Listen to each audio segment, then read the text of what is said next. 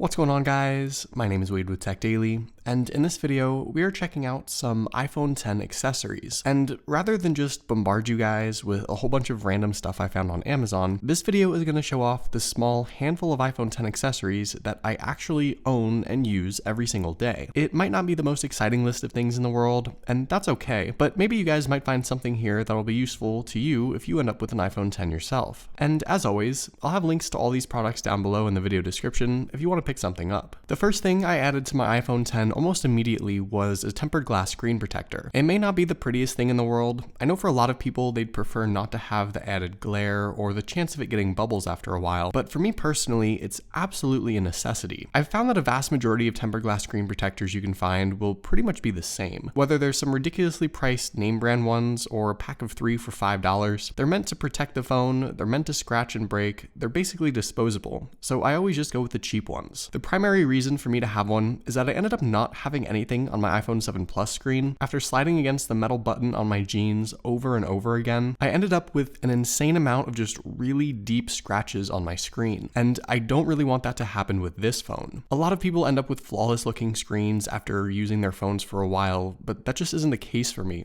so a screen protector has been a must. As far as cases go, since the iPhone is covered in glass from front to back, and is apparently pretty delicate with Apple charging hundreds of dollars for repairs if you do end up breaking it, I needed something that covered every inch of the device, and my choice has been a couple different Speck cases. Speck has always done a nice job with their iPhone cases in particular. I've been a fan of theirs for a long time now, and even though they're priced a little higher in that $30 to $40 range, I really don't mind, because after using these kinds of cases for a while, I always end up getting my money's worth. The first case I tried was the Speck Presidio Grip, which, like the name suggests, has an interesting rubber pattern around the back and also up and down the sides to obviously add some grip to the phone when you're holding it. The case itself offers top to bottom, edge to edge protection, and inside is all rubber, so drops and spills really have never been an issue. There's also that raised rubber edge along the screen, which is a must-have for any cases that I pick up to keep the screen off of a flat surface. While the grip has always been a nice case, recently, I added a little more color and have been trying out the Presidio inked case too. Speck's inked lineup consists of a couple different super nice colorful designs. This one is the Milky Way option. I always tend to have some sort of space-related wallpaper on my iPhone anyway, so I figured this would be a nice way to complete the look. You get the same edge-to-edge rubber protection against drops, and Speck's cases really aren't all that bulky either, which I appreciate. They cover every inch of the phone without any gaps in the edge, which is what I look for. The volume and side buttons, while covered by the case, are still easy to access, and there also aren't any annoying flaps or anything covering the lightning port and speaker. Everything is open. These cases have been my personal choice for a while, and I've definitely been happy with them on my iPhone X. My earbuds of choice have always been Apple's AirPods. I just uploaded my 1-year review on these, so I won't spend too much time talking about them, but essentially, it just comes down to the fact that I haven't found a pair of truly wireless earbuds that can compete with AirPods. The battery life on these things is excellent. The convenience of being completely wireless, coupled with the small charging case, makes these super nice to travel with, and for whatever reason, AirPods stay in my ear better than anything else I've tried. Do they still look stupid? Yes. Are they for everyone? Definitely not, but I just can't seem to stop using them. As far as charging my iPhone X, I ended up with a couple different options that I use pretty often for various reasons. But to get the most out of the wireless charging options, I ended up actually settling on the Samsung Fast Charge stand. I have a couple different reasons why I chose this one. The first of which is that I like that it uses a detachable USB cable and wall adapter. I don't have to worry about any proprietary plug or special AC power adapter, and if I need an extra long cable or want a super short one, I can do that with this. I also like how it's a stand rather than just a flat Qi charging base. When the phone is charging on my side table, if I get a notification or something, I can at least still see it without having to pick up my phone. And with iOS 11.2,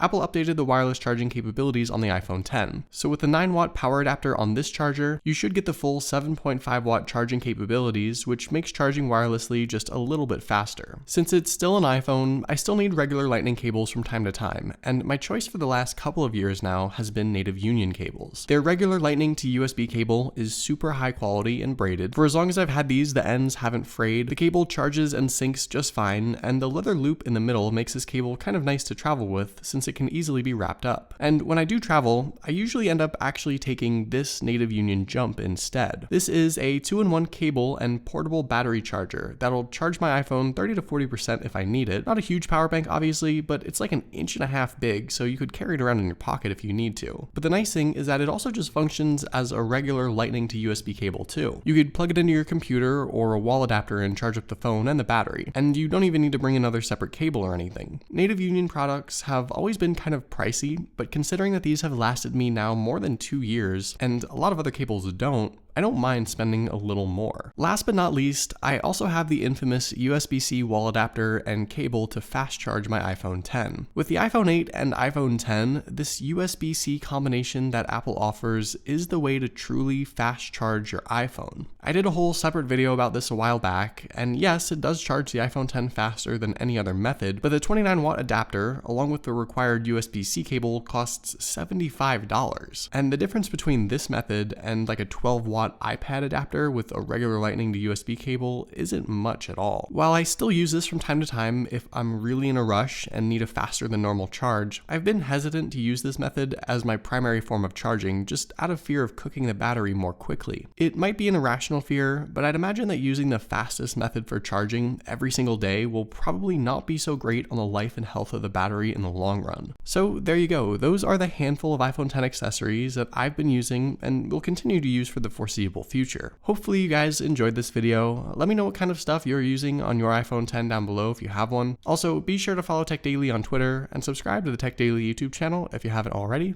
and I'll see you guys later.